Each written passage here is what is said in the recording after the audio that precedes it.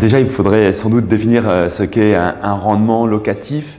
La première approche est la plus simple, c'est de prendre le loyer qu'on va percevoir sur un investissement. Imaginons qu'on achète un bien qui vaut 100 000 euros et qu'on a 500 euros de loyer. Donc 500 euros par 12 mois, ça fait 6 000 euros par an. Donc 6 000 euros par an perçus divisé par le prix de l'investissement, 6 000 divisé par 100 000, ça fait 6%. C'est la manière la plus simple de définir le rendement locatif. Alors c'est assez simple de passer du rendement brut au rendement net. En fait, sur les rendements bruts, on va retirer des loyers les différents frottements, on va dire les charges immobilières, la fiscalité, les assurances, les menus travaux, la taxe foncière par exemple. Donc ça va réduire le loyer réel qu'on va percevoir. Et sur le prix d'acquisition, en réalité, on parle de coût d'acquisition, on va rajouter les frais de notaire, les frais d'agence immobilière, tous les petits frais à l'achat. Du coup, sur un rendement initial brut de 6%, en réalité, il y a 20% d'écart, 20-30% d'écart, et on va plutôt avoir 4% de rendement net.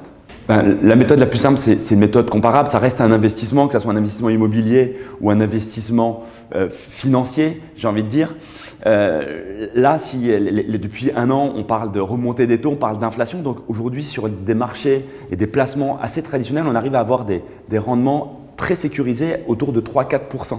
Donc en immobilier, qui est un investissement plutôt long terme, donc l'argent a été immobilisé pendant 10, 15, 20 ans, et avec peu de risques quand même, l'idée c'est d'avoir plus que le sans risque à 3-4%, donc d'aller chercher du 5-6%. Donc le travail, parce que le 5-6%, il faudrait que ça soit en net, c'est d'aller trouver du 7-8 en brut, ce qui n'est jamais simple. Donc c'est ça qu'il faut avoir à l'esprit.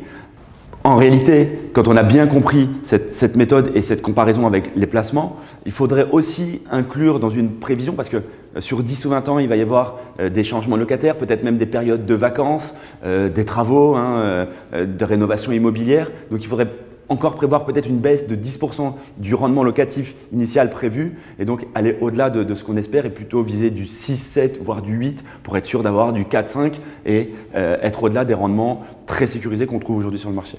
Ce qu'il faut retenir, bien sûr que cette méthode de comparable est importante, mais le gros avantage de l'immobilier, c'est qu'on peut acheter par emprunt. Et là, du coup, on raisonne plus seulement en rendement, on va raisonner en effort mensuel ou en effort annuel. Dans notre langage, dans notre jargon, on parle de cash flow. Et du coup, on raisonne en TRI. Alors, je m'arrête là parce que ça fera l'objet sans doute d'une autre interview, mais on a des très bons TRI avec cette méthodologie. Et là, on atteint les 7, 8, 9, 10% et qui vont faire que cet investissement va être très rentable sur le long terme.